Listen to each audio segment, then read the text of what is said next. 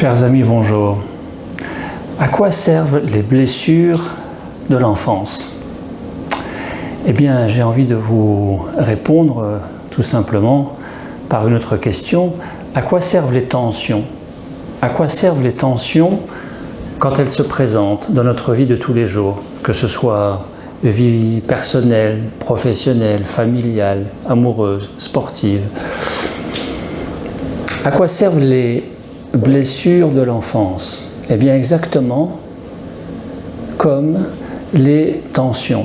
Les tensions, quand elles se manifestent, sont simplement une indication à ce qu'il y a quelque chose qui est invité à être considéré, à être regardé et à être réglé. Les tensions servent à les regarder et à les régler. Les blessures de l'enfance servent de la même manière à s'arrêter sur quelque chose qui exprime un désalignement, un décalage entre soi-même et l'entourage, entre soi-même et soi-même, en fonction de la tension qui s'exprime, et derrière la tension, en fonction de la blessure de l'enfance qui est réveillée. Effectivement, une blessure de l'enfance s'active quand dans une situation donnée, il y a une tension qui apparaît et que cette tension réveille un éventuel passé qui n'est pas digéré, qui n'est pas aligné, qui n'est pas en harmonie avec nous-mêmes. Et c'est l'intérêt de la blessure de l'âme, la blessure de l'enfance.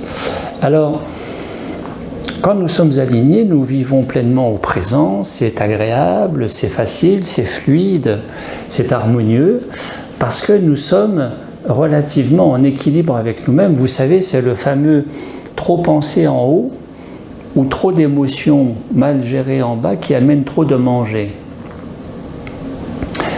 La plupart du temps, le manger trop pour se remplir plutôt que pour se nourrir, à l'écoute des véritables besoins du corps, que sur ces besoins du corps se superposent des pseudo-besoins de faim, de manger, dus à des pseudo-faims mentales, des pseudo-faims émotionnelles.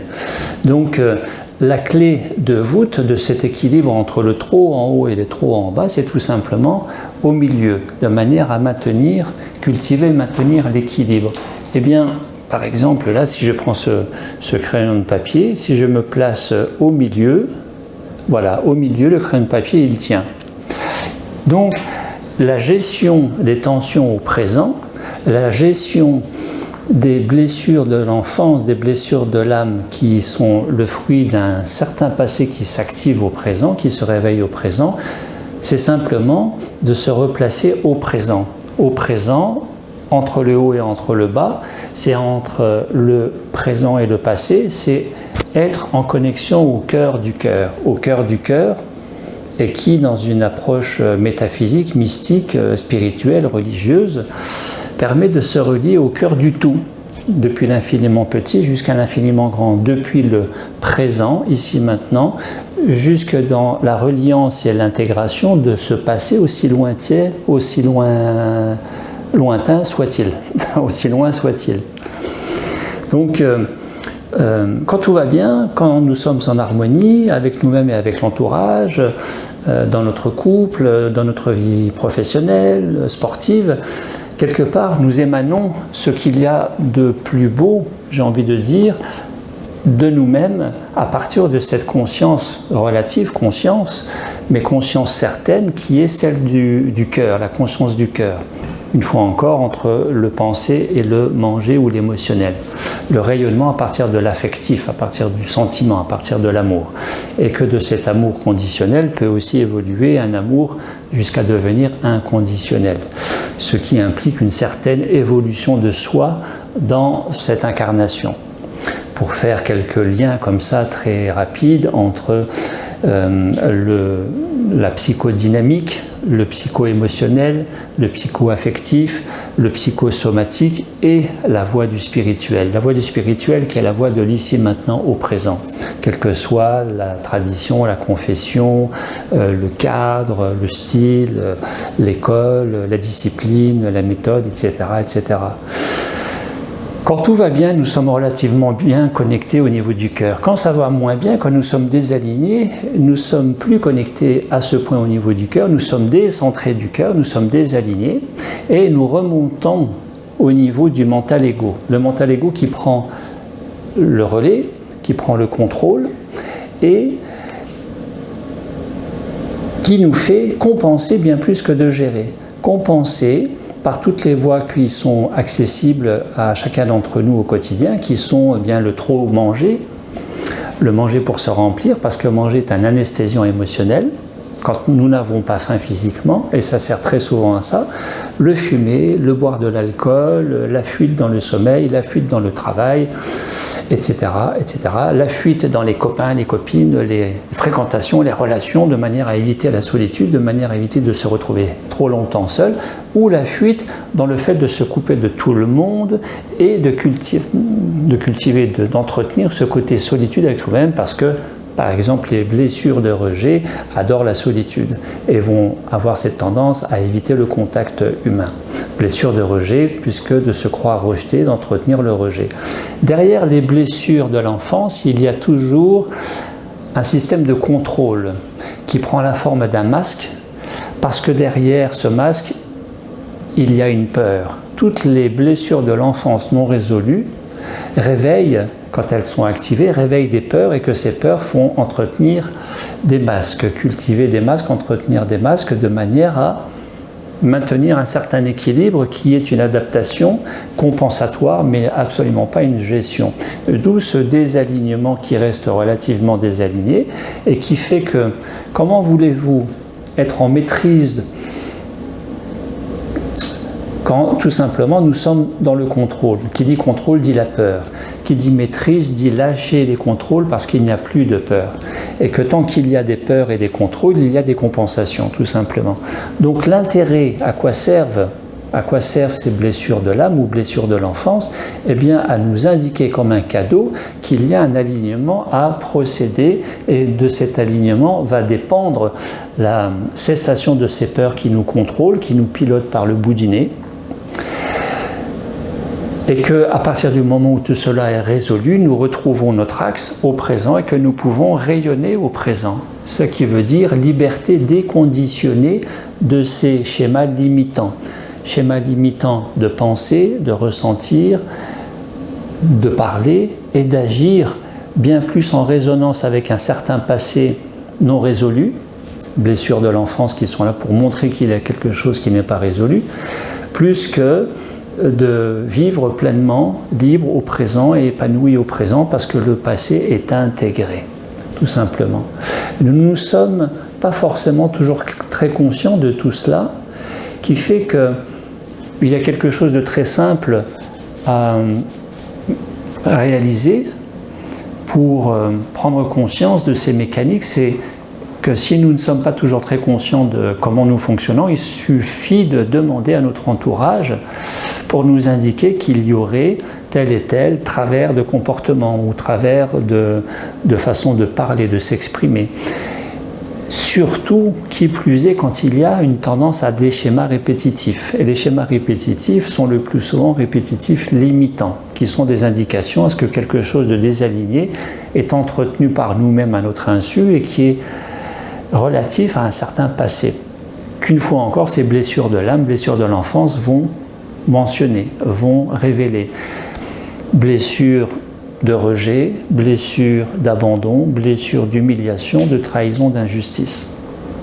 Quand je parlais de masque, ça voulait dire que par exemple, il y a masque quand il y a un réveil de blessure de rejet et qui va provoquer le réveil d'une peur. La blessure de rejet réveille une peur qui va être celle d'avoir peur, la peur de la panique, la peur d'avoir peur, qui fait qu'à ce point, la personne concernée va anticiper cette peur d'avoir peur, cette peur de paniquer, tout simplement la peur d'être rejeté, la peur de se croire être rejeté, et va elle-même rejeter pour se couper d'une certaine relation, d'un certain entourage, d'une certaine fréquentation.